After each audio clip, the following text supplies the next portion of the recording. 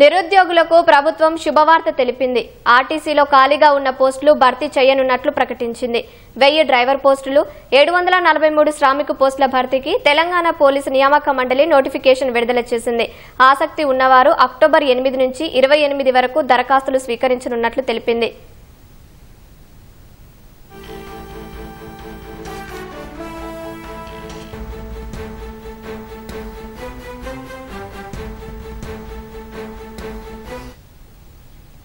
నిరుద్యోగులకు ప్రభుత్వం శుభవార్త తెలిపింది.